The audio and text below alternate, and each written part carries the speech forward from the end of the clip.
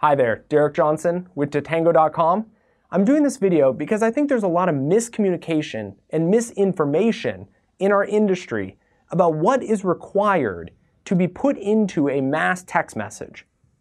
So the CTIA, they require two things in a mass text message.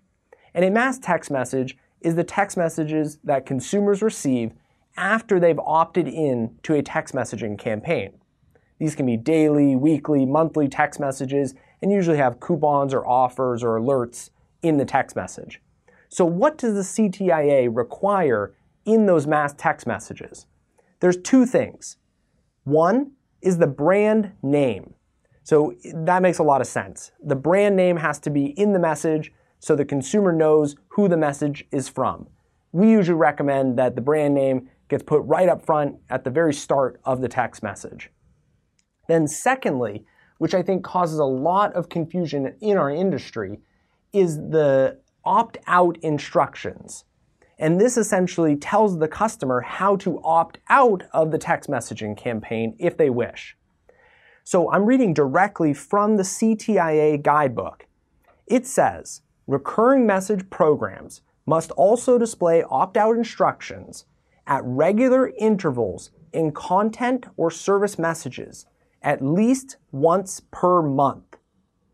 Okay, so there's two components that the CTIA requires. The brand name and then opt-out instructions need to be present at least once per month. Now, let me show you kind of what I'm seeing in the industry, and I think you can see maybe where there is some confusion. And hopefully by showing you this, you can save some characters in your message and make your message look a little cleaner. So I'm going to show you three examples of things I'm seeing. So on this phone here, this brand, Hibbett, what they're putting down here is help for help, stop to stop. So the only component that is required by the CTIA is stop to stop, which essentially means reply stop to stop the messages. The help for help is not required in a mass text message. That is not one of the components. It's brand and then stop instructions. So here they could be saving all of these characters by removing help for help. Now, you don't have to remove help for help. If you like having help for help in there, then you can keep it in there. But it is not required. And I think a lot of these brands, somebody has told them maybe during their campaign that help for help is required. Now that is required in certain other messages, but not in a mass text message. And I think maybe that's where the confusion is coming from. So let's look at like Papa Murphy's. Papa Murphy's is putting message and data rates may apply, stop to end.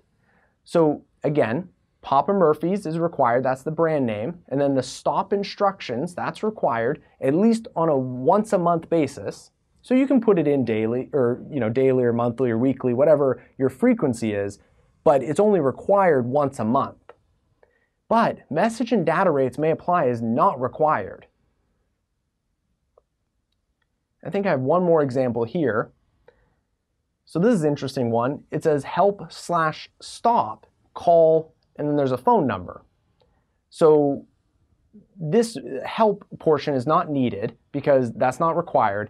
And then stop, it should really be stop instructions. I don't think you should be asking consumers to call a phone number to stop messaging. You should just tell them reply stop to stop or stop to unsubscribe, something along those lines. But as you can see, a lot of these messages, by adding in things that are not needed, are taking valuable space away from your 160 characters. And they make the message just look not as nice on the mobile phone, make it harder to read because there's just more information that the consumer needs to digest. So again, you don't have to take out message and data rates or help for help or any other random thing that people are putting into their messages. Sometimes it does help the consumer to put maybe help for help or maybe a phone number for them to click to call for more info. But I just want to make it very clear to people in our industry that the only thing that's required in a mass text message is the brand name, which always has to be in the message, and then at least once a month, it has to have instructions on how to opt out of the text messaging campaign. That's required by the CTIA. Anything else is just taking up characters in your text message and is not required.